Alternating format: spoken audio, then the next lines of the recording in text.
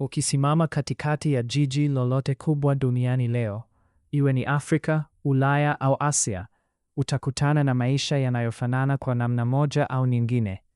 Watu wanaohangaika kutafuta riziki, watu wanaopambana kuishi siku hadi siku. Na ndani ya maisha hayo, kuna ukweli ambao mara nyingi jamii hupenda kuuficha au kuuhukumu bila kuelewa. Biashara ya kujiuza. Wengi huita biashara kongwe zaidi duniani. Lakini ukweli wake si rahisi hivyo. Swali la kweli ni, ilianzaje? Kwa nini ilidumu kwa miaka mingi? Na ni nini hasa kilichowasukuma wanawake wengi kuingia katika maisha haya? Ili kuelewa, lazima tusafiri nyuma sana, mpaka mwanzo wa ustaarabu wa binadamu. Habari, karibu kwenye mwendelezo wa makala zetu hapa Positivity Media. Leo tumekuletea makala kuhusu historia ya biashara ya ngono, yaani ya wanawake kujiuza. Mwanzo wa ajabu, dini na mila za kale. Karibu miaka zaidi ya 2000 iliyopita, katika eneo la kale lililojulikana kama Mesopotamia, kulikuwa na jamii zilizoanza kuunda miji ya kwanza duniani. Hapa ndipo ustaarabu ulianza. Kilimo kilianza, sheria zilianza kuandikwa, na dini zilianza kuwa sehemu kubwa ya maisha. Katika baadhi ya maeneo ya jamii hizi, kulikuwepo mila ambazo leo zinaweza kuonekana za ajabu sana. Wanawake fulani walihusishwa na mahekalu ya miungu. Na katika baadhi ya matukio, iliaminika kwamba kujamiiana na mtu asiye mume wake ilikuwa sehemu ya ibada.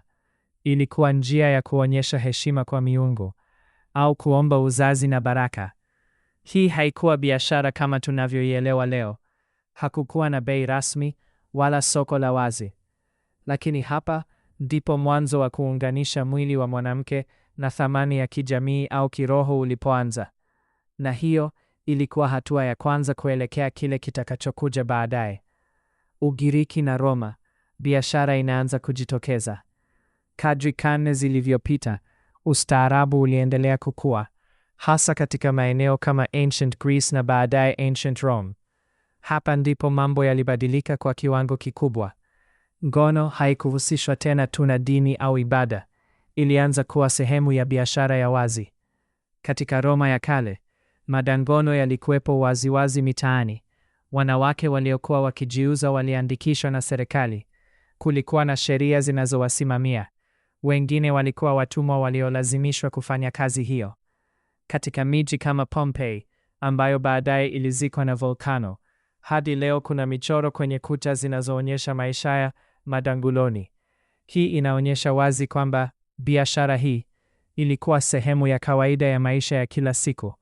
Lakini nyuma ya hali hii kulikuwa na ukweli mgumu. Wanawake wengi hawakuwa na uhuru wa kuchagua. Wengi walikuwa watumwa, maskini au walitelekezwa. Jamii, nguvu na ukosefu wa haki.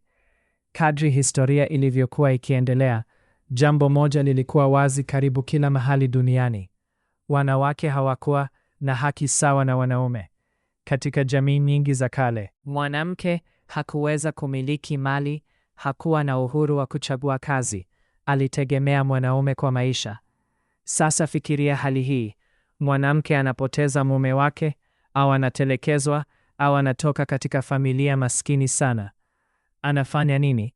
Chaguzi zilikuwa chache sana. Kwa baadhi yao, kuuza miili yao ilikuwa si tamaa, bali ilikuwa njia ya mwisho ya kuishi. Na hapa ndipo biashara hii ilianza kuota mizizi ya kweli. Ulaya ya zama za kati, kukubali kimya kimya. Katika kipindi cha karne za kati, Middle Ages, Ulaya ilikuwa kwa kasi. Miji ilianza kuwa mikubwa, biashara iliongezeka, na pamoja na hayo, madangono yaliongezeka pia. Cha kushangaza ni kwamba serikali zilijua uwepo wake, ziliweka sheria fulani, zilikusanya kodi, lakini hadharani jamii ilionyesha kuwa inapinga. Kulikuwa na hali ya unafiki. Tunakataa, lakini tunaruhusu iendelee. Hii ilifanya biashara hii iendelee bila kukoma. Mapinduzi ya viwanda. Mlipuko wa biashara hii. Karne ya 15 na 15, Dunia iliingia katika kipindi kinachoitwa Industrial Revolution. Hiki kilikuwa kipindi cha mabadiliko makubwa sana. Watu walihamia mijini kwa wingi. Ajira zilikuwa chache. Umaskini uliongezeka sana. Wanawake wengi walijikuta katika hali mbaya zaidi. Walifanya kazi kwa mshahara mdogo sana. Wengine hawakupata kazi kabisa. Walikuwa peke yao bila msaada. Katika miji kama London, wanawake wengi walilala njaa. Wengine walilala barabarani. Na katika hali hiyo, wengine walichagua kuuza miili yao ili kuishi siku inayofuata. Hapa ndipo biashara ya kujiuza ilikuwa kwa kiwango kikubwa sana. Ikawa sehemu ya mfumo wa maisha ya mijini. Afrika na ulimwengu wa leo. Katika Afrika, historia ya biashara hii ni tofauti kidogo, lakini ina mizizi inayofanana. Ilionekana zaidi katika miji ya biashara na bandari. Ilihusishwa na wageni, wafanyabiashara na askari. Na baadaye iliongezeka kutokana na umaskini na mabadiliko ya kijamii. Leo hii, biashara hii bado ipo karibu kila nchi duniani. Lakini sasa ina sura tofauti. Kuna wanaofanya kwa hiari fulani. Kuna wanaolazimishwa kupitia biashara haramu ya binadamu. Kuna wanaosukumwa na mitandao ya kijamii na maisha ya kifahari. Lakini msingi wake bado ni ule ule, mapambano ya kuishi. Ukweli mgumu unaofichwa. Historia yote inaonyesha jambo moja wazi. Wanawake wengi hawakuingia katika biashara hii kwa sababu walitaka, bali kwa sababu walilazimika. Umaskini, ukosefu wa elimu, kukosa msaada, mfumo wa jamii usio sawa, ndivyo vilivyowasukuma. Sasa swali linabaki, kutoka mahekalu ya kale ya Mesopotamia hadi mitaa ya miji ya kisasa. Biashara ya kujiuza imekuwepo kwa maelfu ya miaka, lakini swali halijabadilika. Tatizo ni nani? Mwanamke anayefanya au mazingira yanayomlazimisha kufanya hivyo? Kwa sababu nyuma ya kila hadithi ya maisha haya kuna binadamu anayepambana kuishi.